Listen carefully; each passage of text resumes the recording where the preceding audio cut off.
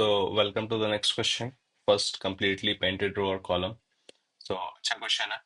I'll try to solve it with the most optimized solution. ठीक है, पहले देखेंगे हम इसका क्वेश्चन का फ्लो रहेगा. पहले क्वेश्चन समझेंगे, इंट्यूशन देखेंगे, फिर उसको ऑप्टिमाइज करेंगे एंड उसको और ऑप्टिमाइज करेंगे. ठीक है, तो पहले क्या है, क्वेश्चन पढ़ते हैं. You are given a zero indexed integer array and एक m क्रॉस n की मैट्रिक्स. ठीक है, और बोल रहा है array and matrix both contain all the integers in the range of 1 से m क्रॉस n. तो उनका साइज भी m क्रॉस n है और उसके अंदर सारे इंटीजर्स हैं m क्रॉस n से. ठीक है, इसका क्या मतलब हुआ, कोई भी डुप्लीकेट नहीं हो सकता, कोई भी यूनिक नहीं हो सकता. ठीक है, क्योंकि अगर उतना ही साइज है और उसके सारे एलिमेंट्स आ रहे हैं वन क्रॉस m तक के, m क्रॉस n तक के सारे इंटीजर्स हैं, कोई भी रिपीट नहीं हुआ होगा और कोई भी डुप्लीकेट नहीं होंगे. ओके, ये समझ में आता है.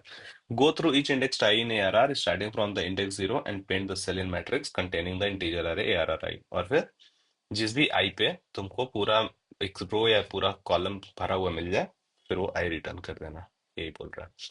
जैसे यहाँ पे 1 है, तो 1 को गया, 1 को फिल किया, 3 को गया, 3 को फिल किया, फिर 4 को गया, 4 को फिल किया. जैसे 4 को फिल किया, ये पूरा रो या ये पूरा कॉलम भर गया, तो उसने क्या किया, 4 जिस भी इंडेक्स पे प्रेजेंट है उसको रिटर्न करा दिया. ठीक है, वेरी सिंपल. तो एक बार कंस्ट्रेंट देख लेते हैं क्या है, फिर क्वेश्चन को समझ में आएगा कि अप्रोच कैसे करना है.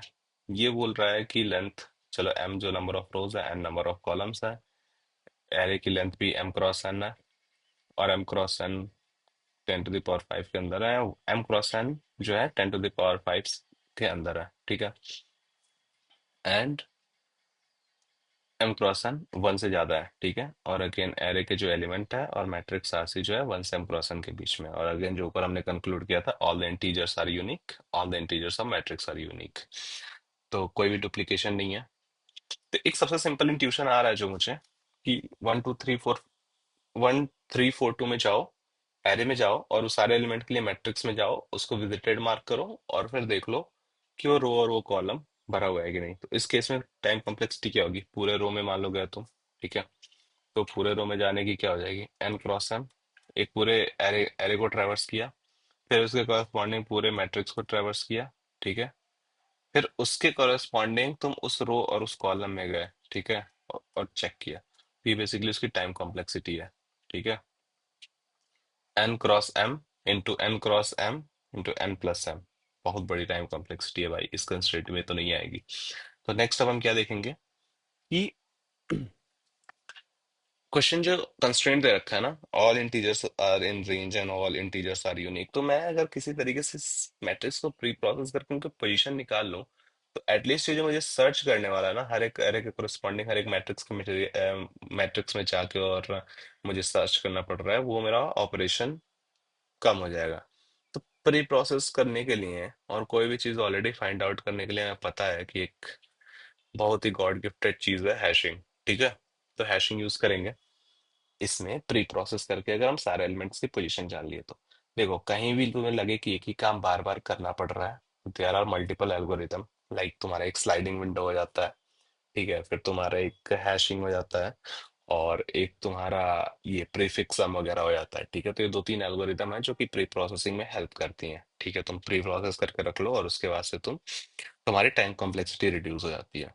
तो सोचो कि अगर हमें कोई चीज बार बार करना है, तो क्या ऐसा कोई एल्गोरिदम है जो हम यूज कर सकते हैं, और हमारे यूज केस पे कौन सा फिट बैठ रहा है, कौन सा एल्गोरिदम हमारे नीड को फुलफिल करेगा. तो इस केस में मुझे जानना है कि हमेशा सर्च ऑपरेशन मेरा बहुत कॉस्टली हो रहा है हर एक कार्य के लिए मैट्रिक्स में जाके. तो सर्च ऑपरेशन बचाने के लिए क्या करते हैं, हैश मैप यूज करते हैं. ठीक है, और हैश मैप क्या इसमें लग पाएगा, ये चेक कर लो कि हाँ भाई लग तो जाएगा, क्योंकि सारे एलिमेंट्स एक बार है. तो एलिमेंट्स को अगर मैं की मान लूँ और उनके रो और कॉलम को मैं एक पेयर में स्टोर कर लूँ, तो बढ़िया है. कहीं भी यूनिकनेस नहीं है, कहीं भी डबल नहीं है, तो ऐसा नहीं है कि ओवरलैप करेगा की वैल्यू. ठीक है, तो that can be used here. ठीक है, पहला आइडेंटिफिकेशन. दूसरा आइडेंटिफिकेशन है कि जाके चेक करना है कि वो रो और कॉलम भर गया कि नहीं. हर एक आई के बाद चेक करना है कि रो और कॉलम भर गया है ही नहीं. तो अगेन तुम वही कर सकते हो कि जैसे तुम्हें वो आई मिला, उसको विजिटेड मार्क किया और रो और कॉलम को चेक किया, तो चलो तुम्हारा सर्च ऑपरेशन तो कम हो गया. ये वाला operation n cross m into n cross m तो कम हो गया, बट अभी भी हर एक एलिमेंट के लिए तुम सर्च ऑपरेशन तो कर ही रहे हो. ठीक है, तो ये काम तो अभी भी कर रहे हो, इसको भी हमें ब्रिंग डाउन करना है. तो इसको भी अगेन प्री प्रोसेस करो. प्री प्रोसेस कैसे करोगे, कि एक काउंटर बना लो, ठीक है। एक इंट्यूशन क्या है उसको बनाने का, देखो ध्यान से सुनो। जैसे इस रो को भर रहे हो, ठीक है, तो और इसको भरा तुमने, तो तुम कहीं से अगर काउंटर मैप कर लो कि मैंने इस रो में दो एलिमेंट भर दिए हैं, ठीक है, इस रो में दो एलिमेंट भर दिए हैं, तो फिर मैं आंसर रिटर्न करा दूंगा। जैसे ही वो नंबर ऑफ कॉलम्स के बराबर उस रो की वैल्यू हो जाएगी, फिर मैं सीधे उसी को रिटर्न करा दूं तो मेरा आंसर आ जाएगा। हाँ आ जाएगा। क्योंकि अगर मान लो सपोज एक तीसरा एलिमेंट यहाँ दिया होता और उसको भर दिए होते यहाँ पे, ठीक है, मान लो एक ऐसे सिक्स की मैट्रिक्स दे रखी होती, ठीक है, या फिर ऐसे दे रखा है इसमें, तो जैसे ही तो है इसमें, जैसे ही तीसरा एलिमेंट फुल फिल किया तो तुम्हें पता है कि तुमने उस सेकंड वाले रो में तीन एलिमेंट्स फिल कर दिए हैं, ठीक है। तीन एलिमेंट जैसे ही फिल कर दिए हैं, तो तुम सीधे रिटर्न कर दो वही, ठीक है, जहां पे भी आंसर मिला 9 जहां पे भी पड़ा है इसमें उसको रिटर्न कर दो। तो हम क्या करेंगे ना कि हमने रो में कितना भर चुके हैं, कौन से रो में कितना भरा है और कौन से कॉलम में कितने भरे हैं, ठीक है, इसको स्टोर करते जाएंगे। उसके लिए हम एक वेक्टर यूज करेंगे। क्वेश्चन को पहले ड्राई रन से समझाता हूँ, फिर बताता हूँ कि वेक्टर वगैरह इसमें कैसे यूज करेंगे क्वेश्चन में, ठीक है। तो पहले तुमने एक मैप बना ली जिसमें सारे पोजीशन स्टोर कर लिए। वन कहाँ पे 00 पे है, टू कहाँ पे है, 10 पे है, थ्री कहाँ पे है, 11 पे है, एंड फोर कहाँ पे 01 पे है। अब मैं बोल रहा हूँ कि ऐसे एक रो और कॉलम काउंट बना लो, ठीक है।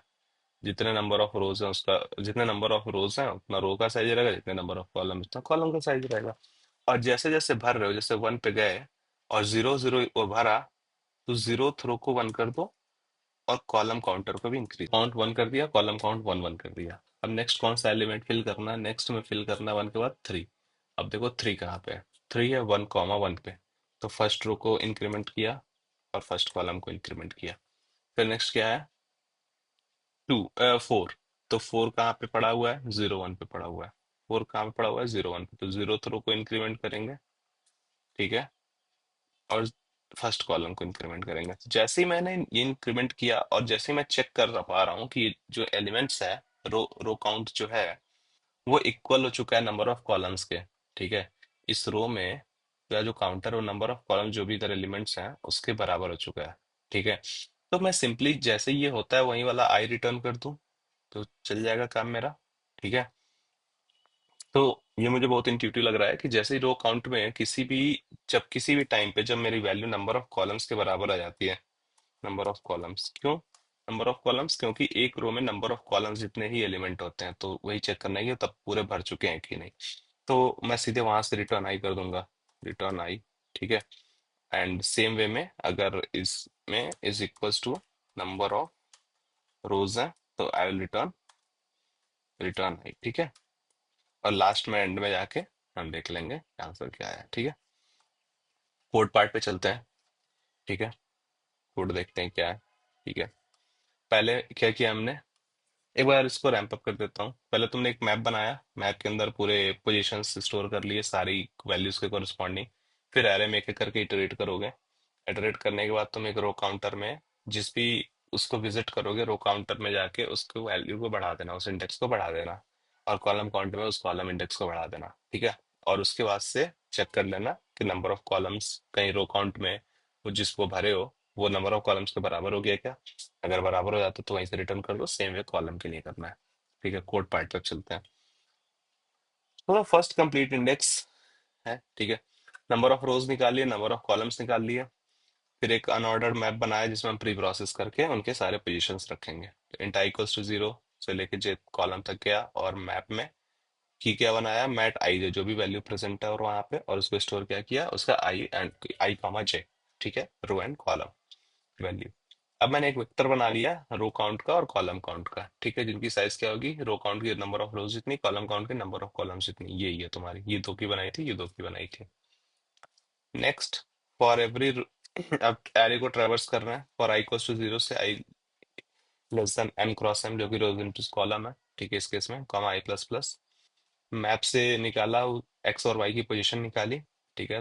तो एक्स वाई में हमने रख दिया एरे ए आर आर आई पे जो भी था। तो अभी क्या था, वन के लिए फॉर एग्जांपल क्या आ जाएगा, for one X Y will be 0 comma 0। अब रो काउंट में जीरो को जाके भर दिया, कॉलम काउंट में जीरो एलिमेंट इंडेक्स को जाके इंक्रीमेंट कर दिया। तो यहाँ पे वन किया था और यहाँ पे वन किया था, याद है। फिर वैसे ही फिर चेक कर लिया कि क्या रो काउंट जो है नंबर ऑफ कॉलम्स के बराबर है या नंबर ऑफ कॉलम्स जो है रोज के बराबर है। अगर जैसे ही हो जाता है तो जिस भी आइटरेटर पे हो उसको रिटर्न कर दो। तो जैसे यहाँ पे हमारा 2 हुआ था, ठीक है, तो 2 कहाँ पे हुआ था, 4 को फिल करने के बाद हुआ। तो जैसे ही 4 को फिल किया तो 4 किस पोजीशन पे है, सेकंड पोजीशन पे है, तो 2 रिटर्न कर दिया इस केस में। ठीक है, रन कर लेते हैं। चल गया,